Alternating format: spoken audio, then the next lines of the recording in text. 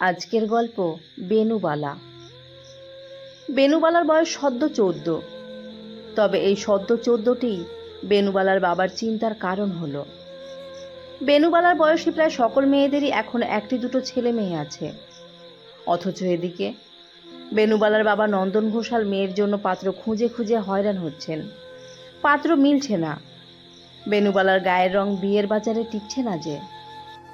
প্রতিদিনের মতন আজকেও বেনুবালার ভোর হলো ঠাকুমায়ের গালিগালাজে।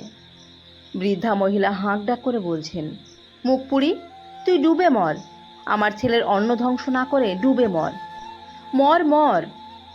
সেই কথা গায়ে লাগে না বেনুবালার। সে দাঁত ঘষছে আপন মনে ছাই দিয়ে। মাথার দুপাশে ঝুলছে বেনি, চুলে চুপচুপে করে দেওয়া তেল। দেখে মনে হচ্ছে তেলের শিশির সবটুকু তেল ঢেলে দিতে কোনো কৃপণতা করেনি। বেনুবালার ঠাকুমা নাতনির এমন গাছাড়া ভাব দেখে আরও রাগলেন। উঠোনে বিছিয়ে রাখা চৌকির ওপর থেকেই চেঁচিয়ে উঠলেন, দাসের বাড়ির শিউলির বয়স সবে 14, এখনই কোলে 2টা বাচ্চা। মুখুজ্জে মশাইয়ের নাতনিটা 12 বছরেই বিয়ে হয়ে গেল, আর তুই কিনা ধিঙ্গি হয়ে বাপের ঘাড়ে বসে আছিস। ঘাড়ে কোথায় বসলাম গো ঠাম্মা, সারাদিন বসি বিছানায় নয়তো মাটিতে। চোখে নেবা হলো নাকি তোমার? কথাটি বলেই খিলখিল করে হাসল মেয়েটা। রান্নাঘর থেকে বেনুবালার মা চেলাকার ছুঁড়ে মারলেন। বেনুবালাকে আর পায় কে? সে এক ছুটে বেরিয়ে গেল বাড়ি থেকে। এখানে থাকলেই বিপদ। মা কখন এসে যে দুঘা লাগিয়ে দেবেন বলা দুষ্কর। মেয়ের এমন হেয়ালিপনায় মাথায় হাত দেন দীপালি দেবী। দীর্ঘশ্বাস ছেড়ে বলেন, ওর কি হবে মা? এ মেয়ের তো বুদ্ধিশুদ্ধিই হচ্ছে না এখনো।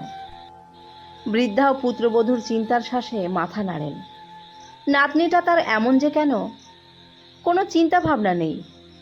পেটের খিদে নিয়ে বেনুবালা ঘুরে বেড়াচ্ছে। সকালবেলা একটু না খেলে হয় নাকি? খাবারের কথা মনে পড়তেই বেনুবালা পশ্চিমের দিকে হাঁটা ধরল। লাল পুকুরটির পাশ কেটে হাতের বাম দিকে একটি বাড়ি আছে। বাড়িটি বেনুর বন্ধু এবং দুঃসম্পর্কের ভাই নয়নের। বেনুবালা বাড়িতে ঢুকল না।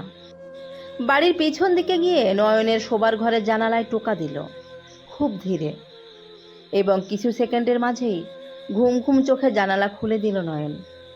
বেনুবালাকে দেখে সে মোটেও চমকালো না, কারণ এই ঘটনা তার জন্য নতুন নয়। পেছনের জঙ্গলটা থেকে বিভিন্ন পাখির কিচিরমিচির শোনা যাচ্ছে। পাতাপত্তর ভেদ করে আসা সূর্যের রশ্মিটা ঠিক বেনুর গালে এসে আড়াআড়িভাবে পড়ছে। কালো মিশমিশে গায়ের রং মেয়েটার, গাল ভর্তি ব্রণ, চেহারায় মায়া, স্ত্রী বলতে কিছুই নেই। থাকার ভেতরে আছে কেবল সব সময়ের হাসিটা। সে হাসি হাসি মুখটি নিয়েই বলল, এই নয়নদা, মুড়ি মোয়া কিছু থাকলে দে না, খিদে লেগেছে যে বড়। নয়ন ঘুম ঘুম চোখ নিয়েই কিছুটা বিরক্তি প্রকাশ করে বলল, বাড়ির পেছনে জঙ্গল দিয়ে এসে মুড়ি মোয়া চাচ্ছিস কেন? বাড়ির ভেতরে আসতে পারিস না? তুই কি তোর মাকে চিনিস না? জেঠি আমাকে দেখলেই তো দূর দূর করে তাড়িয়ে দেয়, যেন আমি সুমন কাকাদের বাড়ির পোষা কুকুরটা। কথাটা বলে হাসল মেয়েটা। ওদিকে নয়নের মুখটি অন্ধকার হয়ে এলো। কেমন বিষাদ সুন্দর চোখ মেলে বলল, তোর খারাপ লাগে মায়ের আচরণে, তাই না বেনু? খারাপ লাগবে কেন? এগুলো কি নতুন দেখছি নাকি? তুই এত কথা বলিস না তো। কিছু খাবার থাকলে দে, নয়তো আমি গেলুম।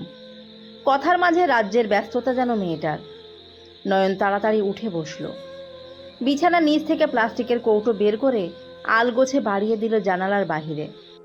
প্রায় ফিসফিসিয়ে বলল, নে, নাড়ু আর মুড়ি আছে, খেয়ে নে। বেনুর চোখগুলো খাবার দেখতেই চকচক করে উঠল। নাড়ু নিয়ে রীতিমতো কটা মুখেও ঢুকিয়ে ফেলল। হাত ভর্তি করে মুড়ি নিতে নিলেই খপ করে তার হাতটা ধরে ফেলে কেউ। ভয় পেয়ে যায় বেনু ও নয়ন। চোখ ঘুরিয়ে তাকাতেই দেখল নয়নের মা দাঁড়িয়ে আছেন অগ্নি দৃষ্টি নিয়ে। মাথায় গামছা পেঁচানো, মুখে গলায় ঘামের আভাস।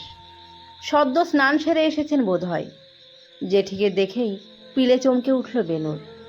কিছু বলার আগেই পরপর কয়েকটা চড় বসে গেল তার গালে। নয়ন আগ বাড়িয়ে কিছু বলতে পারল না। ওরও তো বয়স কম, অন্তরটা ভীতু। অলক্ষী, আমার ছেলের কাছ থেকে সব সময় কিছু না কিছু হাতিয়ে নেওয়ার ধান্দা তোর। ভাগ্যিস পুকুর পাড় থেকে দেখেছিলাম তোকে আসতে, নয়তো আমি জানতামই না আমার ছেলের কাছ থেকে সব চুরি করে গিলছিস। বেনুর হাত থেকে মুঠোয় নেওয়া মুড়িগুলো পড়ে গেল। সে আঁতকে উঠল, বলল, আমি চুরি করে খাইনি জেঠি, নয়নদাই তো দিল আমায়। কিন্তু বেনুর কথা কানে নিলেন না ভদ্রমহিলা। চুল ধরে টানতে টানতে নিয়ে উপস্থিত হলেন বেনুদের বাড়িতে। চুলের টানে ব্যথায় মেয়েটা আর্তনাদ করে উঠল। সদা হাসি মুখেও দেখা দিল বেদনা। অঞ্জনা দেবীর কণ্ঠ তখন সর্বোচ্চ। পাড়াপড়শিকে শোনানোর জন্যও বোধ করি কণ্ঠ উপরে তুলেছেন। বেনুর মাকে ডেকে হই হল্লা করে বললেন, কি গো বেনুর মা, মেয়ে একটা তো ধরেছ পেটে, খাবার দিতে পারো না নাকি? আমার ছেলের ঘরের খাবার চুরি করে খেতে হয় তোমার মেয়ের? ছি ছি, আমার দেবরের বুঝি এমন দুর্দশা হলো? হাঁক ডাকে দীপালি দেবী ততক্ষণে ছুটে এসেছেন উঠোনে। বেনুর ঠাকুমাও বিচলিত ভঙ্গিতে উঠে বসেছেন। প্রতিবেশীর অনেকেই ঘটনা দেখতে এগিয়ে এসেছেন। মেয়ের কাণ্ড দীপালি দেবীর কাছে স্পষ্ট হতেই তিনি মেয়েকে লাগিয়ে দিলেন কয়েক ঘা। নয়নদের বাড়ির সাথে এমনিই জায়গা জমি নিয়ে একটু বাঁধাবাঁধি তাদের হয়ে আছে, তার ওপর মেয়েটার এমন কাজ মানালো। রাগে ঘৃণায় চেলাকার দিয়ে মারতে শুরু করলেন মেয়েকে। বেনু তখন বিস্ময়ে নির্বাক। সে তো চুরি করে খায়নি। মা একটাবার জিজ্ঞেসও করার প্রয়োজন মনে করল না। সুমন কাকার বাড়ির কুকুরটাও তো খাবার নিলে এত মার খায় না, সে যতটা খাচ্ছে। ব্যথায় জর্জরিত বেনুর ধুম জ্বর এলো রাতে। হ্যারিকেনের নিভু নিভু আলো ঘর জুড়ে ছড়িয়ে আছে। বাহিরে তখন নিস্তব্ধ নিস্তপতা। বেনুর কপালে কেউ হাতটুকু দিয়ে দেখল না শরীর খারাপ কতটা। বেনুর পাশেই শুয়েছিলেন ঠাকুমা। বেনু পা নাড়াতে নাড়াতে বৃদ্ধাকে প্রশ্ন করল, আচ্ছা ঠাম্মা, যদি আমার বিয়ে না হয় সেটা কি আমার দোষ?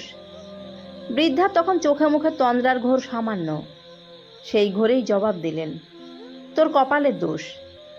আমার কপাল কি আমি লিখেছি ঠাম্মা? না। কে লিখেছেন তাহলে? ঈশ্বর। তাহলে তোমরা আমাকে কেন সবাই মরতে বলো? তোমাদের তো ঈশ্বরকে মরতে বলা উচিত। কেন তিনি আমার ভাগ্যে বিয়ে লিখলেন না? সৃষ্টির এবং সৃষ্টিকর্তার প্রতি বেনুবালার যেই ভয়াবহ অভিযোগ তা বৃদ্ধা টের পেলেন না। কেবল তন্দ্রা ঘরেই বললেন, ধুর ধুর, পাপ লাগবে। তোমরা আমাকে এত কিছু বলো, সেবেলা পাপ লাগে না? ঈশ্বরকে বললে কেন পাপ লাগবে? ঈশ্বর কি অনেক সুন্দর? কালো হলে নিশ্চয়ই তোমরা ঈশ্বরকেও ছাড়তে না। নাতনির কথার আর জবাব দিলেন না বৃদ্ধা। ঘুমিয়ে গিয়েছেন তিনি। কিন্তু বেনুর চোখে ঘুম এলো না। সে নিজের প্রশ্নদের নিয়ে নাজেহাল। এই প্রশ্নের উত্তর তাকে দেবে কে? কোথায় গেলে ঈশ্বরকে পাওয়া যাবে? সে না হয় সেখানে গিয়েই বলতো, তার ভাগ্যে যেন বিয়েটা লিখে দেওয়া হয়, নয়তো সবাই সব দোষ তাকেই দিয়ে যাবে চিরকাল। বহুত খোঁজাখুঁজির পর বেনুর জন্য পাত্রের সন্ধান পাওয়া গেল। পাত্রের বয়স বেনুর বাবা নন্দন ঘোষালের মতনই, কিংবা তার চেয়ে আর একটু বেশি হবে। বিপত্নিক ভদ্রলোক। স্ত্রী তার 4 ছেলে মেয়ে জন্ম দিয়েই পাড়ি জমিয়েছেন পরকালে। মেয়ের বিয়ের সম্বন্ধ আসতেই দীপালি দেবীর মুখ জুড়ে হাসি নেমে এসেছিল, কিন্তু হাসি স্থায়ী হলো না বেশিক্ষণ। পাত্রের বিবরণ শুনতেই মহিলার মুখ কালো হয়ে গেল। চিন্তিত কণ্ঠে বললেন, বেনুর বয়স মাত্র 14, আর লোকটার বয়স 48, সাথে 4 ছেলে মেয়ে। বেনু তো সংসারই বুঝবে না, এতগুলো মানুষের দায়িত্ব নিবেই বা কীভাবে? তাছাড়া বয়সে লোকটা এত বড়। নন্দন ঘোষাল স্ত্রীর চিন্তাকে বাড়তে দিলেন না। সপ্রতিভ হেসে বললেন, বিয়ে না করলে সংসার চিনবে কিভাবে? ওসব বিয়ে হলে ঠিক মানিয়ে নেবে আমাদের বেনু। তাছাড়া কম তো খোঁজ করিনি। পাত্র না পেলে কি করব বলো? স্বামীর কথাটিও যুক্তিসঙ্গত। বিধায় দীপালি দেবী আর না করলেন না। ভালোই ভালোই এবার বিয়েটা হলেই বাঁচেন। চারপাশের লোকজন যা ছিছি করছেন। মেয়েটার বয়স তো বাড়ছেই দিন দিন, রূপ বলতেও কিছু নেই। এই পাত্র মিলেছে, তাও বা কম কিসে? পাত্রের কথা বেনু জানতে পারল কিছুক্ষণের মধ্যেই। মা যখন পই পই করে বলে গেলেন, শোন বেনু, সুন্দর করে আজ স্নান টান করিস মা, এই পাত্র যেন হাতছাড়া না হয়। মধ্যাহ্নের শেষ ভাগেই পাত্রপক্ষ এলো। পাত্র বলতে বয়স্ক একজন লোক। পান চিবিয়ে যাচ্ছিলেন অনবরত। বেনু নিজেকে পরিপূর্ণরূপে সুন্দর দেখানোর চেষ্টা করেও শেষমেশ ফলাফল মিলল শূন্য। পাত্রপক্ষ বেনু শ্রীহীনতা নিয়ে কটূক্তি করলেন। ধিক্কারের সর্বোচ্চ ভাষা ব্যবহার করে বোঝালেন বেনুকে তাদের কতটা অপছন্দ হয়েছে। পাত্রপক্ষের বলে যাওয়া কথা গায়ে মাখালো না বেনু। ওরা যেতেই ওদেরকে দেওয়া খাবারের দিকে হাত বাড়ালো সে। তার যে এদিকে নজরটা ছিল, কিন্তু সেই খাবারটাও বেনুর ভাগ্যে রোচেনি। এর আগেই তাকে প্রহার করলেন তার বাবা, তার জীবনের সবচেয়ে পছন্দের মানুষটি। কেবল প্রহার নয়, সাথে উগ্র অকথ্য ভাষা। সারা জীবন কেবল খাই খাই করলি, তোকে জন্ম দেওয়া পাপ ছিল। কেন মরিস না তুই? তাহলে সমাজের কথার বানে আমাদের মরতে হতো না। রূপ গুণ বলতে কিছু আছে তোর ভিতরে? নেই। বাবা ছিলেন বেনুবালার জীবনের অন্যতম মানুষটি, কিন্তু আজ বাবার চিরপরিচিত রূপ বদলে যাওয়াটাই বেনুবালার জীবনের নির্মম স্মৃতিটি হয়ে গেল। বেনুবালা তাজ্জব কণ্ঠে বলল, আমার কি দোষ বাবা? তোর দোষ তোর জন্ম। তুই না জন্মাতিস, নিঃসন্তান থাকতাম, তাহলেও মনকে সান্ত্বনা দিতে পারতাম। দীপালি দেবী স্বামীকে থামাতে এলে সেও খেলেন কয়েক ঘা। লজ্জায় অপমানে যেন পাগল হলেন লোকটা। পদ্মার কিনারায় ফুরফুরে বাতাস, বেনুর শাড়ির আঁচলটি উড়ছে। তখন অপরাহ্ন যাই যাই ভাব। বেনুর পাশাপাশি এসে দাঁড়ালো নয়ন। ওরও বয়স সামান্য, তবে একটু হলেও এই দুনিয়ায় যদি বেনুর দুঃখ কেউ বোঝে, তাহলে এই ছেলেটি। নয়ন এসে বেনুর মাথায় হাত বুলিয়ে নরম কণ্ঠে শুধালো, তোকে পাত্র পছন্দ করেনি বেনু? বেনুর গালে কালশিটের দাগ তখনও স্পষ্ট। মৃদু কণ্ঠে সে বলল, আমাকে পছন্দ করবে কিভাবে বল? আমারে তো রাতের বেলা দেখাই যায় না, এমন মানুষরে কে পছন্দ করবে?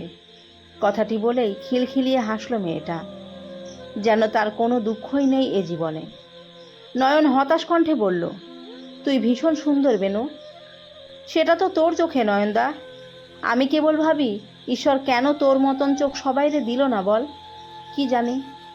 এরপর এই বাচ্চা মনগুলো নিশ্চুপ হয়ে গেল। হুট করেই বেনুর কিছু একটা মনে পড়তেই বলল, আচ্ছা নয়নদা, ঈশ্বরকে কোথায় গেলে পাওয়া যাবে? বেনুর বাচ্চামো প্রশ্নে নয়নও বাচ্চামো জবাব দিয়ে বলল, আকাশে। আকাশে কিভাবে যাওয়া যায়? মরে গেলে। শুনেছি মানুষ মরলে আকাশে যায়। বেনুর মুখ চকচক করে উঠল। সে নদীর কিনারায় ছুটে যেতে যেতে বলল, নয়নদা, তাহলে আমি ঈশ্বরের কাছেই যাচ্ছি। তাকে গিয়ে জিজ্ঞেস করব, তার দুনিয়া এত কঠিন কেন? ভাগ্য লিখলেন তিনি, অথচ সমস্ত মার জুটল আমার কপালে। কেন তার দোষে আমি মার খাবো? কালো রূপহীন তো তিনি আমারে বানাইল, অথচ বাবাই বলল দোষ নাকি আমার জন্মের। আমি তারে জিজ্ঞেস করব, কেন আমার জন্ম হলো? কেন এই দুনিয়ায় সকল মার আমার কপালে লিখলেন? সব আমি জিজ্ঞেস করে আসব। নয়ন চমকে গেল। বেনুর পিছনে ছুটতে ছুটতে বলল, বেনু, তুই সাঁতার জানিস না, নদীতে নামিস না, তুই মরে যাবি যে। বেনু দাঁড়ালো, হাসতে হাসতে বলল, কে বলেছে বেনুবালা বাঁচতে চায়? পরের জন্মে ঈশ্বর যেন আমারে সুমন কাকার বাড়ির কুকুরটি বানায়, সেটাও আমি বলবো নয়নদা। মেয়ে হয়ে খুব খিদেই কেটেছে, খেলেও পাপ লেগেছে। পরের জন্মে কুকুর হব। ঈশ্বরের সাথে আমার অনেক কথা বলার আছে, অনেক অভিযোগ জমা। এই দুনিয়া অনেক কঠিন, অনেক। কথা থামল। অতঃপর ঝুপ করে শব্দ হলো স্রোতস্বিনী পদ্মায়। উজানের স্রোতে কতক্ষণ বেনুবালাকে হাবুডুবু খেতে দেখা গেল। নয়ন চিৎকার করে ডাকতে লাগলো। চারপাশে তখন কেউ নেই। বেনুবালার ঈশ্বরের কাছে যাওয়ার সব রকমের পথই যেন খোলা ছিল। এরপর নয়ন দেখল কিভাবে মৃত্যু রূপহীন বেনুবালাকে আগলে নিয়েছে তার বুকে। মৃত্যু কিভাবে শেষমেশ ভালোবেসেছে মেয়েটাকে। সে কালো ফর্সার ভেদাভেদ করেনি মোটেও, শ্রীহীন বলে ছুঁড়ে মারেনি। যাক, অবশেষে কেউ তো একটু ভালোবাসলো বেনুবালাকে। গল্পটি ভালো লেগে থাকলে সাবস্ক্রাইব করে পাশে থাকবেন। ধন্যবাদ সবাইকে।